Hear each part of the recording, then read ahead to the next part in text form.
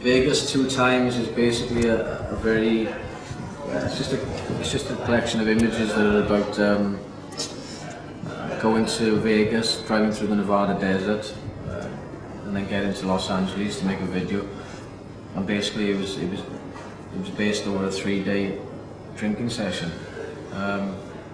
There's references to like to Vietnam vet taxi drivers and Crazy Horse 2, the Gentleman's Club, and all the odd things that go on in Los Angeles and Las Vegas, really. And the phrase Vegas 2 times comes from when we tried to leave Las Vegas. We took the wrong route and actually came right back on ourselves and had to leave again. And the guy holding this camera was the one actually driving the car. So there you go.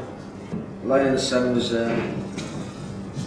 a song that's kind of lyrically is based on a guy that I seen begging on the street in Portugal, and he had a disfigured face, and it was a really sad thing to see. So we gave him some money, and then we walked on. But it was one of those things that he couldn't really forget about because it was one of the worst things we'd ever seen, really. So, and then a few weeks later, I had this allergic reaction to something, and I had this thing on me, and I couldn't go out in the sun. I was getting all pissed off because everybody's diving in the swimming pool, and so that. Then I thought back to this guy, and I thought he had it a lot worse than I had it. So then I just wrote a song kind of questioning why some people are put here less fortunate than others, really. So it's kind of seen through that guy's eyes, me trying to imagine how he must feel, and him questioning why he was here with that thing on him and not be normal. So it kind of questions that. Have a Nice Day was it's basically a little story about. I got in the back of a cab we were on tour in America, and I was in San Francisco, and we got in the back of this cab on the pier, and the taxi driver, as soon as I got in the car, said, "I hate this place, it's full of tourists and processed fish." And I was like, okay, and he kept on talking, saying that he was a poet, and he believed that everybody in the world had become exactly the same, and we all dress the same and look the same, and the only thing that we got that's different is our accents. And he said that he was a poet, and he was writing a poem called Corporate Communism. So we just kept ranting and raving this guy, and then he dropped us off, and he said, "That'd be $7, have a nice day." So I didn't know if I was paying for the ride or the story, so I nicked it. Mr. Writer is lyrically is kind of about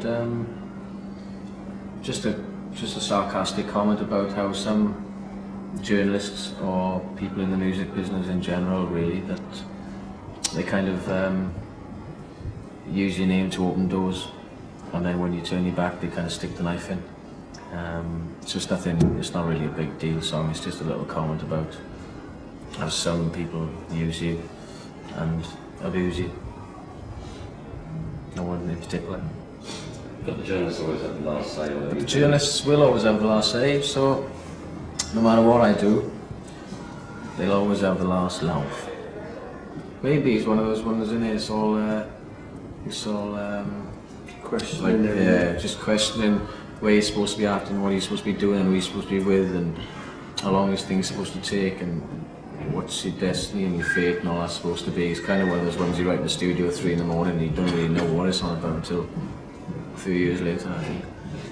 So musically, music was the more idea for that song, which was kind of trying to do something like Brad or Satchel, where, you know, the guy from Pearl Jam, Stone Gossad's band, or Sean Smith, just trying to do something with piano heavy rather than guitar heavy. So it was just a little idea that we had. Maybe it's okay, maybe it's not. Nice to be out. Who is this? I wrote Nice to be out while doing the promotion for Performance and Cocktails on a train in Germany a couple of years ago. And it's basically a list of all the places that I've been and people I've seen. From going to Nuremberg and standing where Hitler made speeches, and going to Dallas where Kennedy got shot.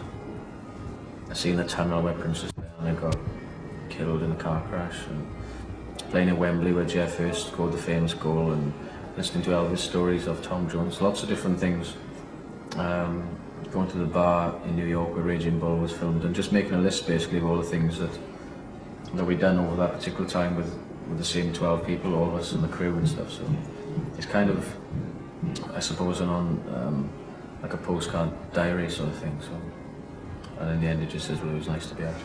Step on my old size 9s. I suppose his question: do you know all the answers when you get older? And you worry and question things all through life, trying to work out where you're supposed to be at and all that. And the hook line comes from, there's an old guy back home who went up to an old lady and asked her would she dance with him, and she said, oh, I can't dance, my feet are hurting. And he said, it's okay, step on my size 9s and I'll take you round. So I thought it was kind of a, in a Neil Young kind of way, quite a romantic but funny kind of line, so I used that for the chorus and the title, so there you go. Caravan holiday. It's just a story about spending 7 days when it's raining outside in a very enclosed environment with somebody that you want to be with. Probably had the main idea from when I was a kid, and we all used to have holidays in like caravans, and it was always raining, so it probably came from there. It's quite it says what it says in the song, but it's quite simple, so, and it's quite it's kind of got a country feel. Every day I think of money came from, I think I was watching a film, and it was a part of a film where I seen a guy driving a truck full of money, and I thought, if you didn't have any money and that was your job, then it must be a very frustrating job to do, because if you've got bills to pay and this to pay and that to pay, and you're driving around like hundreds of thousands of pounds in the back of your van every day, it must be very tempting to steal that money. So all through the song, basically, the guy's daydreaming about what he could do with that money, and how he could spend it, and how he could get himself out of trouble. But I suppose the main moral or sentiment of the song is that the old cliche, really, the money can't buy your love. So it kind of goes through all that, or it can mean whatever you want it to mean. But that's basically the idea. Rooftop is lots of different things musically going on. It was probably the most to do recording wise in the studio. Lots going on. Probably the longest song, I think it was 6.5 minutes. So it was good to do, as adding different instruments and harmonica and all that sort of stuff. Lyrically, it's basically about a guy, in black and white terms, it's about a guy standing on the top of a building, maybe on a cigarette or something, and he notices people on the bottom of the building looking up because they assume that he's going to be jumping. They think he's going to commit suicide by jumping off this building. And obviously he's not, but he kind of likes the attention that they are looking at him, and he feels that when he starts feeling the urge of, if I did jump, how would it feel? So he just goes in and out of different mood swings, really, about he's craving the attention, and he likes the attention, and he's almost contemplating whether or not he should jump or not, because he kind of likes how it feels standing on the edge of the roof.